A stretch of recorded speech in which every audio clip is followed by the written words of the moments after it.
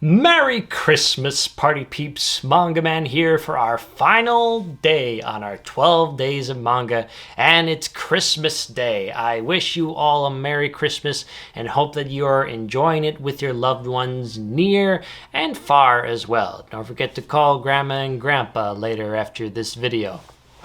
Today I here am to bring you one of my favorite mangas of all time, and one that I've been neglecting to talk about for a while because I just can't do it justice, but I'm gonna try my best here today to briefly talk about Battle Angel Alita, written and illustrated by Yukito Kishiro. What can I say about this series that hasn't already been talked about by other more talented people or other big box office reviewers?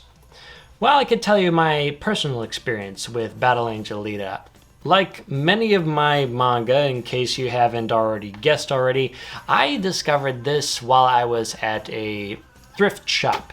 In this case, I was at Mega Media Exchange. You remember back in the day when Mega Media Exchange actually had books, specifically manga? Well, on one fateful day, I came across this series and a number of the volumes. I think it was the whole first 9 volumes of the original series, and I snatched them up, read them through, and I was smitten, and I've been loving them ever since. But for those that don't know what the heck I'm talking about with this story, what is this about? So, Battle Angel Alita takes place far into the future in a cyberpunk-esque reality, in which humans and cyber-enhanced humans, or cyborgs, roam the streets. One Dr. Ido, one day, while searching through the junkyard, comes across a perfectly preserved human brain encased in the remains of a lone android. The doctor takes this broken, rusty angel to his shop to get fixed up and repaired once again, naming her Alita after she wakes up and she has amnesia, doesn't remember anything. And from there, it's a journey that Alita goes through in kind of discovering herself and finding herself.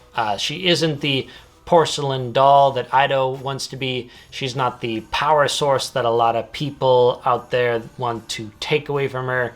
And she's not someone that is going to be taken lightly, I'll tell you that much. This series kicks so much ass with its artwork.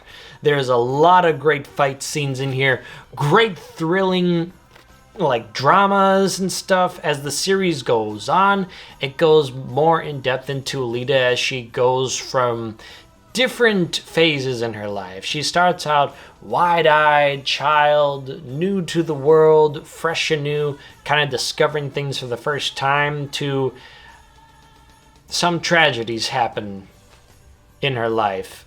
Some things that she doesn't get over right away, and some people in her life that she kind of excommunicates.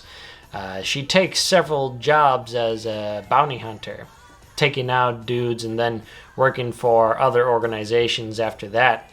And even goes so far later in the series, in the Last Order, going all the way up into space and fighting in a space-age tournament arc, which is awesome. It's also fun to see Yukito Kishiro-san develop his artwork from his very rough-hewn sketches with a lot of cross-hatching and a lot of shading elements to it, to his more refined look in the later volumes.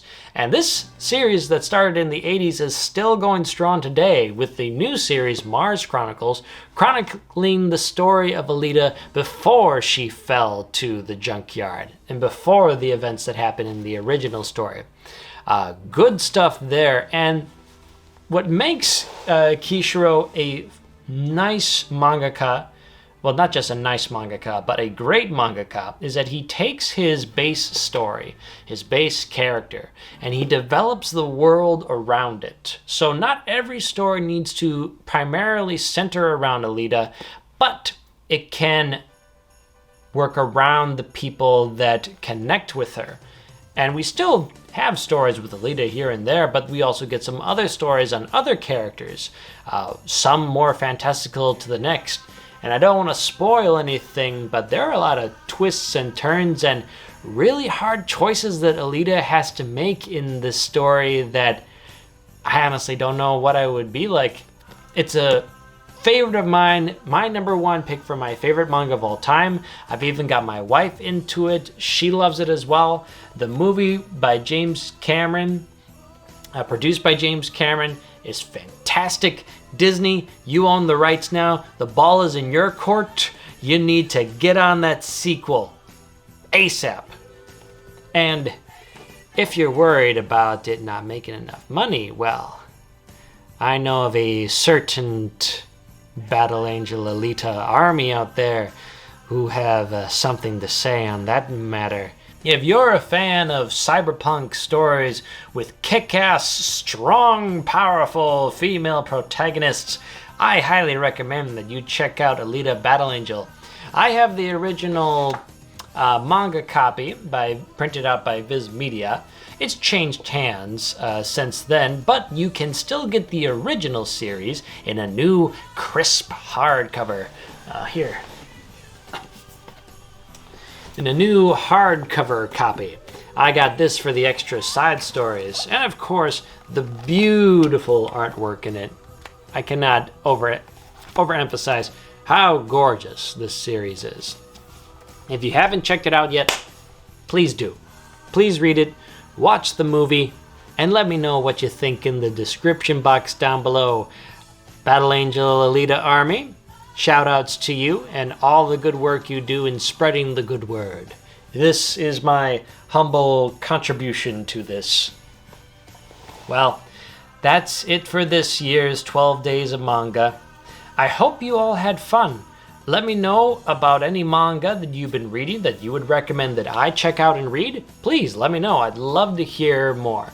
Again, my wife's channel is in the description box down below. The best present that you can give me is to go to her channel, hit that subscribe button, ding that little bell, and follow her content as well.